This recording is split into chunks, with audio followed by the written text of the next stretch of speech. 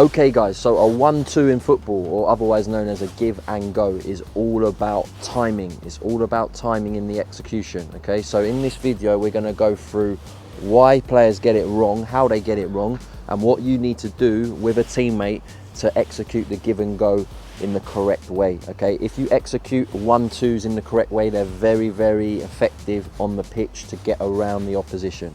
So we're gonna go through the basics of how to execute the give and go in today's video.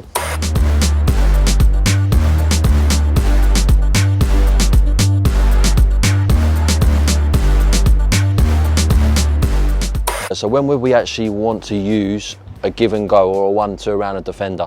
So it could, in all honesty, it could be anywhere on the pitch.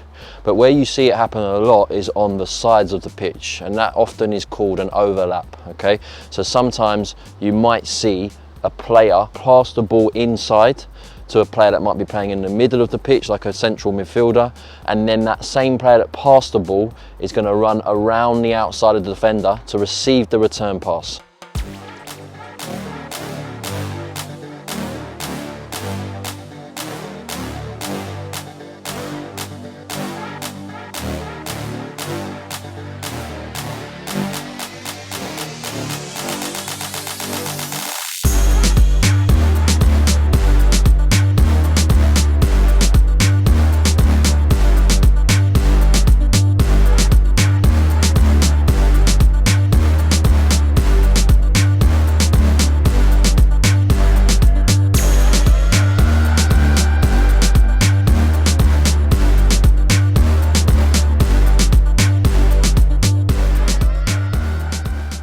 If Adam plays the ball to me now, first of all, he's too far away from our designated target, which is going to be down the touchline. So if I pass that ball into space, he's got a lot of running to do to be able to get onto the end of the ball.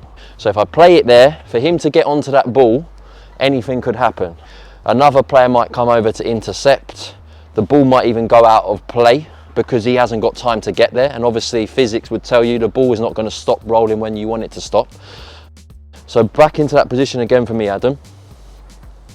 The other reason why this is not good with this distance between the passer and the obstacle, which is the defender, is that we're not taking the defender out of the game. So if he passes the ball to me now, the defender has now got a bit of time to cover his run. The defender's got time to react, as we say. So even if I do play the ball into that space there, the defender themselves might be able to get across to the ball. Well, they likely will be able to get across to the ball before my teammate. So the objective with a 1-2 or a give and go, as we call it, is to isolate the defender and take them out of the game. So what we want Adam to do is actually draw the defender in. So he might even dribble closer to the defender and then stop there. He will then, when he gets close enough to the defender, pass the ball, pass it to me now, and when I play it in there, we solve the two problems that I just discussed. One, he's going to be able to get the return pass, but two, if you go back and do that again quickly, Adam, just go in that position where you just released the ball a bit closer to the defender, a bit closer, and freeze there, freeze there. After you've passed the ball here, play, the defender hasn't got time to react. They're out of the game. And what's likely going to happen is this defender, back in that position again, this defender is obviously going to be moving towards the ball. So as I move to close this player down, when that ball gets passed, just pass it into space. I'm even still moving forwards. I'm now out of the game. This player makes the run behind. I'm in no man's land. Yeah, I'm completely out of the game. He's progressed with his momentum. Okay, my momentum's gone this way, he's gone that way, I've been taken out of the game. So that's the basics in terms of how you execute a 1-2. So we're going to do it live now. We'll do it full speed, and then we're also going to talk about a couple of other things with technique. So you run at the defender, run at the defender, run at the defender, time it. All right, okay, there you left it too late. You showed far too much of the ball to the defender, okay? You want to get the balance right, so you don't want to leave it too late where you're going this close and then playing it. Although you will see players, especially someone like Jack Grealish, the reason he's a very effective player is because he draws the opposition in so much. He dangles the carrot, he waits for the defender to get as close as possible, then he releases it, or then he makes a little move. and he either gets fouled or he's taking players out of the game, okay? However, you left it a bit late there, yeah? So I would probably try to release the ball about no less than 2 yards away, but no closer than 1 yard, okay? So you want to either release it about here or no later than about here.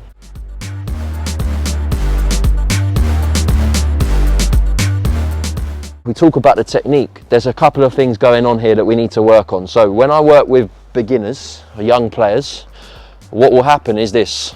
Players running with the ball, the give and goes on, play. What they'll do is they'll control the ball first. So if I control the ball, it's an unnecessary touch, and it's just completely killed the momentum, and it's completely killed the timing. So they'll control the ball, and then if you run on Adam, stop there. So after I've had my first touch, he's already in position before I've even looked up to play the pass. So you might even be further down. Now I pass the ball, stop there. Now I pass the ball. You're waiting for the ball, which is never a good thing. And also I probably pass the ball either to your feet or behind you. We always want the pass to be in front of the player because that's encouraging you to get onto the ball quickly, and it doesn't slow anything down. The earlier you can train players and tell players to play one touch when they can, when it's not necessary to take a touch, do it.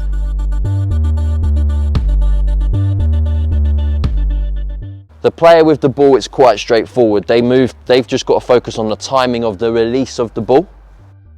But this player, me, we're looking at a few different things. First of all, can we weight our pass? If he plays the pass to me here, and I go like that, if I overhit the ball, it's out for a throw-in, okay? Again, if you're back in position, Adam, if I underhit the pass, yes mate, there's a chance. First of all, if you see on camera, he's had to sort of adjust his run.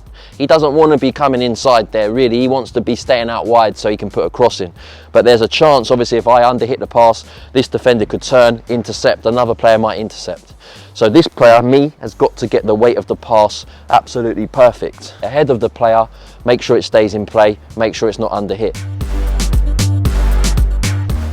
Initially, I'm facing the ball. I'm facing the player with the ball. As the ball's coming in, the clever players will realise, okay, I know the space has got to be there. They're having a look around. We scan, we see the space is there. So as the ball is coming in, I'm starting to adjust my body to play the ball down the touchline. Okay, so I'm pivoting my body a little bit to then play the pass. Because the basics of passing and shooting is generally you want to have your shoulders facing the target, okay? If I'm going to shoot at that goal there behind the camera, I want my body, when I contact the ball, to be facing the target. It's the same with a pass. It wouldn't make any sense for me to try and play the inside of my foot here with my body still facing towards where it's come from. If I haven't got time to adjust, one thing I could do is keep my body square to where the ball's come from and flick the ball the outside of my foot. So I could go like this, there. But that's a bit more advanced, okay? That's using a part of your foot that a lot of players are not used to using, the outside. Also, to weight a pass with the outside of your foot like that with a bit of spin takes a bit of practice. But that would be the alternative to me. Show again, Adam, pass the ball to me, pivoting my body, opening up my body on the slight twist there. Another thing that we need to talk about is that this player, me, is never just going to be standing here in this position perfectly waiting for this to happen. Yeah, I might be further up the pitch.